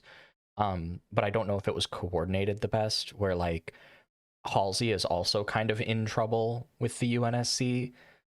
And so like Master Chief, like I think when he's kind of going back and forth, there's a question like he trusts Keyes, but he doesn't trust Halsey, or he does trust Halsey, but he learns he shouldn't. Um, and I think that there's a few too many dimensions to kind of have that have that many layers of back and forth in that amount of time. That's another point to like I wish there was more episodes, I guess. Because then you could really tease something like that out. Um Otherwise I'd maybe like flatten it a little bit actually. But yeah, no, I see exactly what you mean.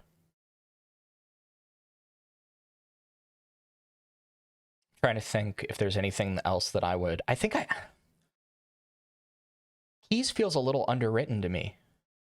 Not Miranda Keys, Captain Keys, Jacob Keys. I feel like he's got some really important story moments and the actor does a really good job.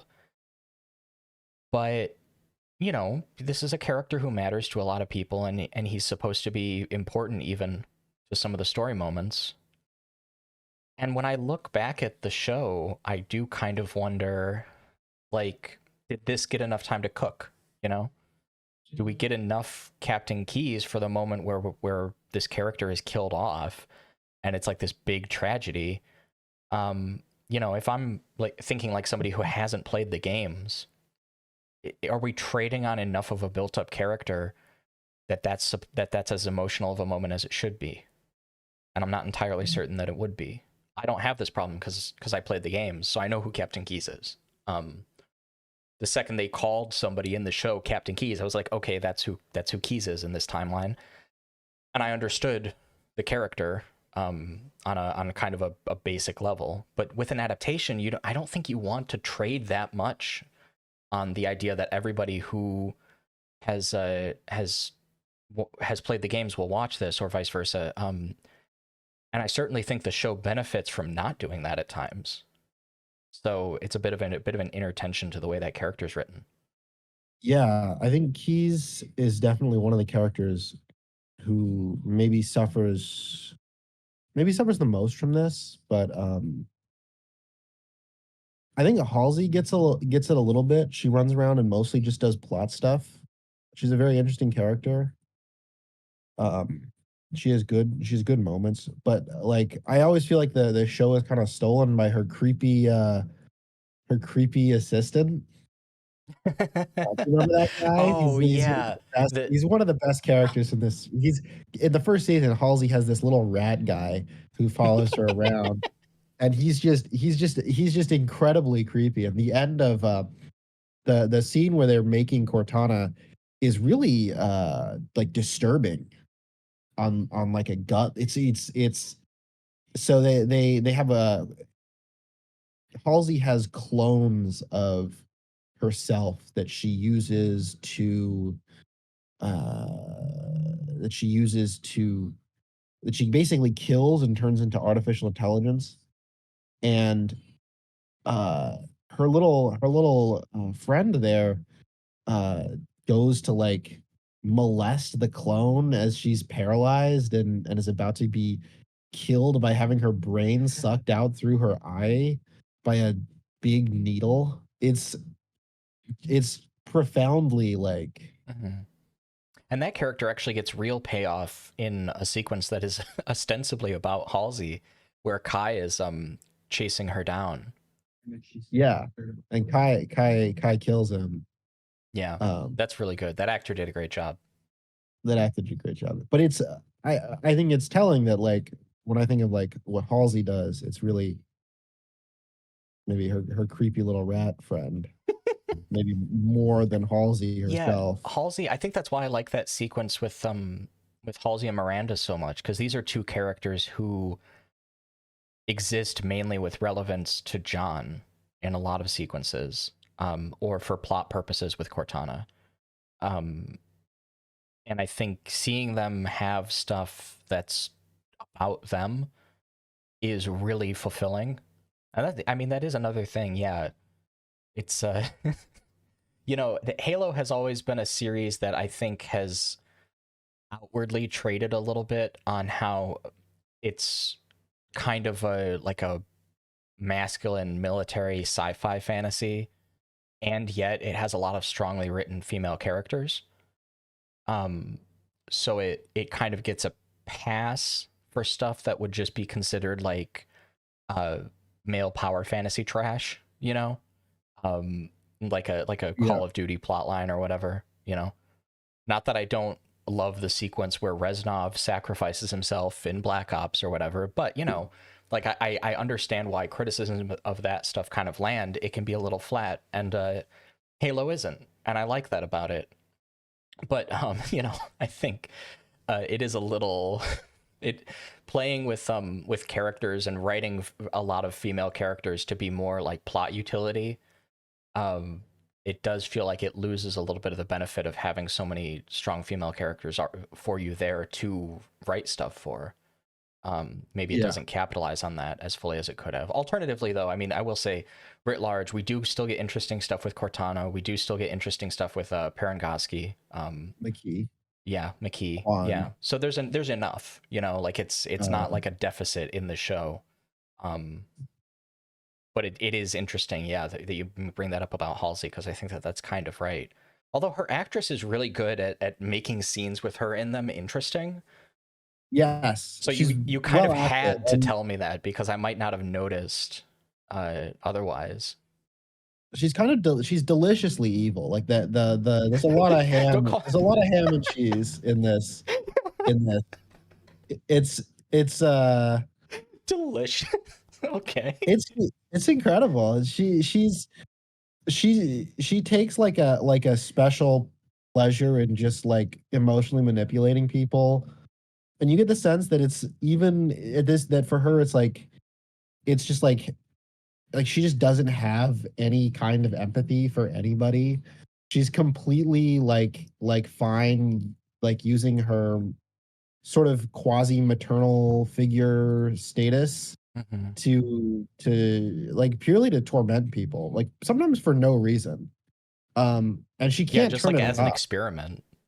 She can't turn it off. She's cruel to like everybody around her, including her husband and her like it's in the original um games, Halsey is a much more nuanced character. She has a lot of like warm ownership of the Spartans. She feels bad for what she's doing. Yeah, her Uh relationship with George, people bring up a lot with Reach, where she talks to him almost like he's like, oh, not quite a son, but like a child, that she's like his teacher, you know. And she talks to the Spartan threes like they're trash. So and her there's a relationship with difference there. Bees is a much more like humanizing thing in the games. Mm.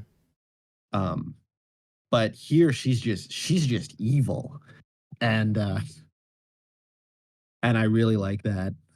All right, compliment sandwich, some good stuff. The costume is excellent. The costuming is excellent. They went with like this space clothes, but it's also the like the 1930s kind of vibe. It gives everything this like slightly off World War II kind of feel. Yeah, yeah, it is like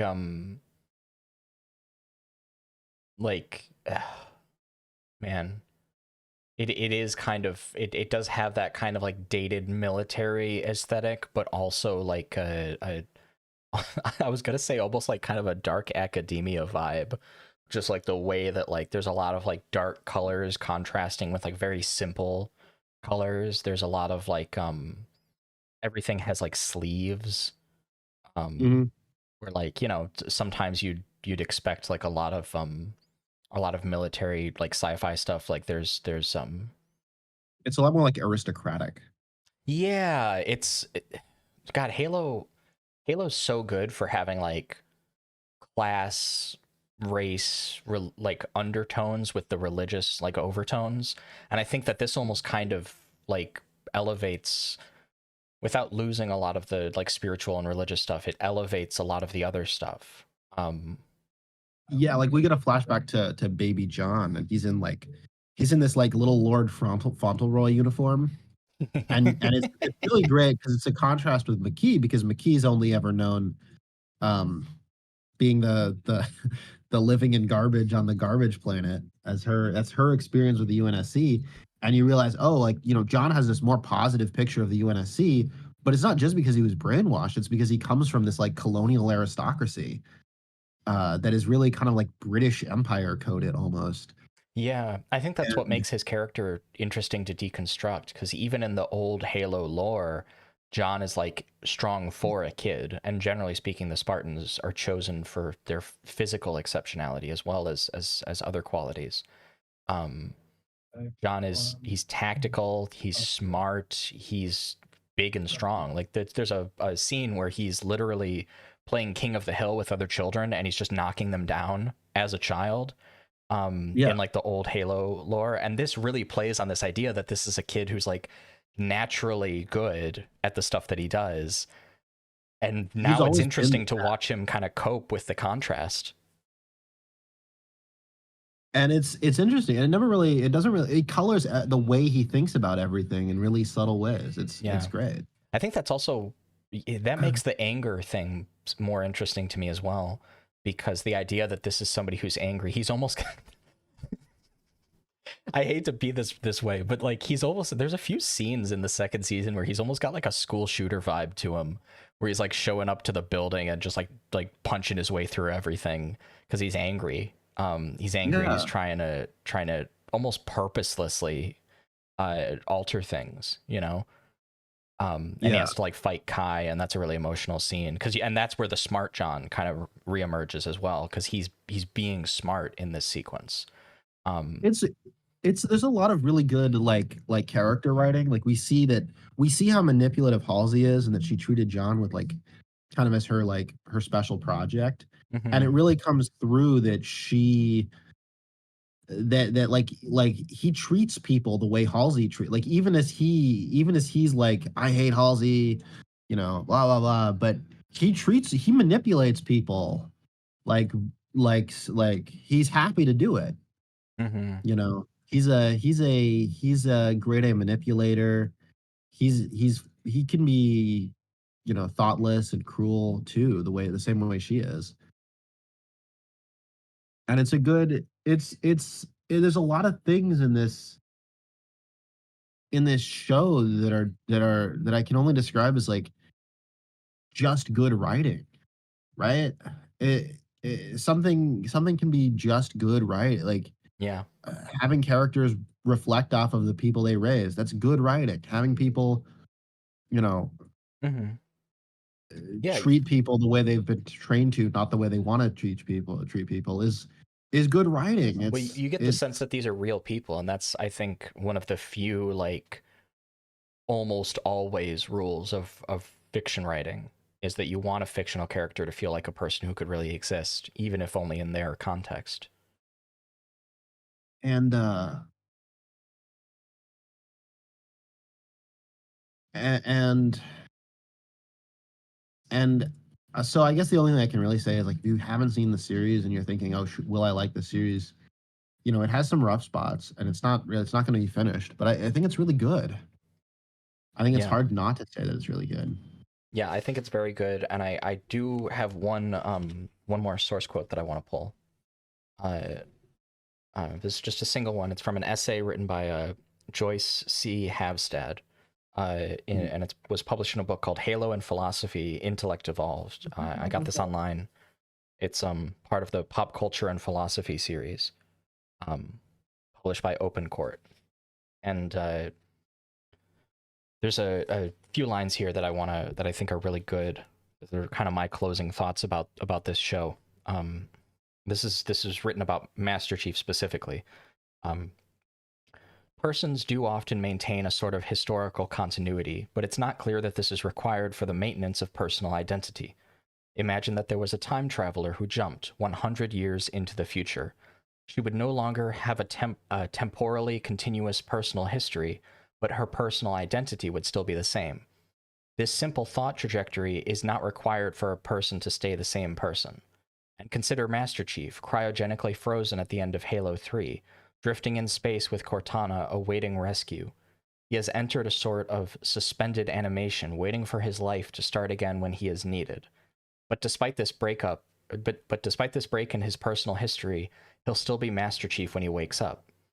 This shows that historical continuity must not be a very important criterion of personal identity. You can still be you even if there is a break in your personal timeline. I think, sort of ending with that, that's sort of the last thing that I wanted to say here. That is true for Master Chief. It's true for whether he shows his face. I think it's true for this show. And I think it's also true for Halo as a franchise. Everything that features Master Chief that has ever been made after the end of Halo 3 has featured a different John. There's been a number of different people who have woken up from that interstellar coffin that I think people have connected with them for different reasons. They've connected with some more than others. And I think that bringing Halo into the light like this through a show like this, it was a good decision. I hope against hope that it continues. And if it doesn't continue, I hope that one day something like this can happen again. Because I think that there's opportunity there, but it's always going to be different. It's going to be different every time. Fighting that, it's like fighting time itself. It's like trying to travel through time. I agree. I think I agree with everything there, and I just want to say for my part that I think we really need to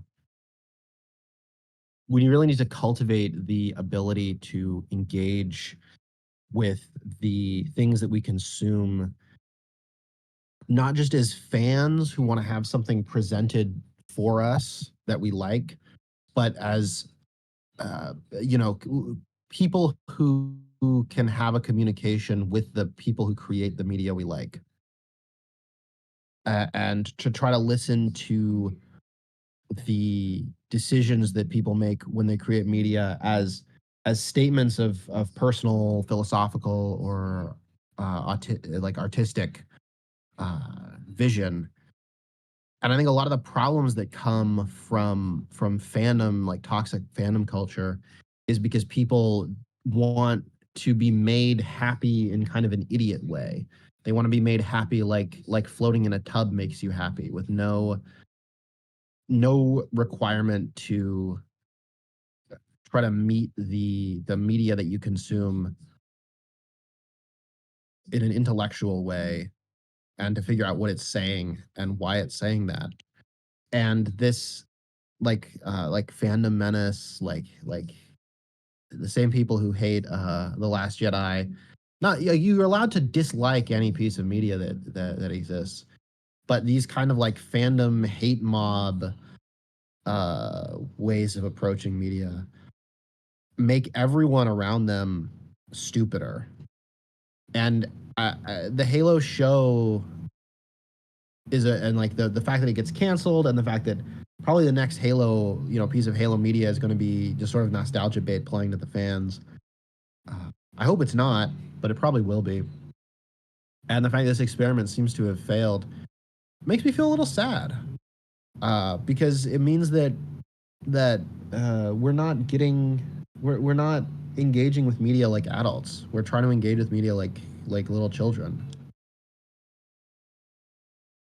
So that's my denouement. Yeah, there. I absolutely agree. Yeah, for sure. Yeah, if anybody hasn't, I'll give one more recommendation, because we quoted from a couple books. We brought up some YouTube videos. I do want to plug another YouTuber. Greg Glintstone has a video, and it's something like the lost art of video game critique.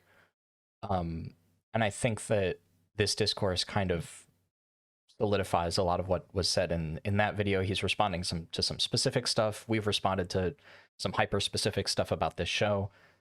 But, like I said earlier, negativity is not the equivalent of either critical thought or like insightful commentary, and neither is positivity. And I think that's true as well. But positivity is kind of read as like saccharine. Like if you're too positive, people will be like, "Oh, that's too sweet." But if you're too negative, it's almost like it's too bitter. But that's for adults. I think that you're right. We gotta kind of move on as a culture. Yeah. If you've listened to all of this, thank you. If you haven't checked out the show, check it out. I think this podcast will make more sense if you've seen the show. Oh, shout out! They have great sets. The show has great practical sets. Oh yeah, yeah. I liked the sets, and I liked some of the UNSC tech in the show as well. I liked the armor and the guns and some of the vehicles and stuff like that. Props to the special effects team. Props to the writing team.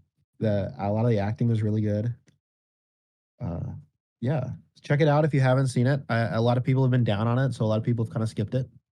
Yeah, but it's really, really good. If it's definitely like, if you're a Halo fan, check it out. Yeah, and I guess always be open-minded. Yeah. All right. All right. Well, take care, everybody. See you next year.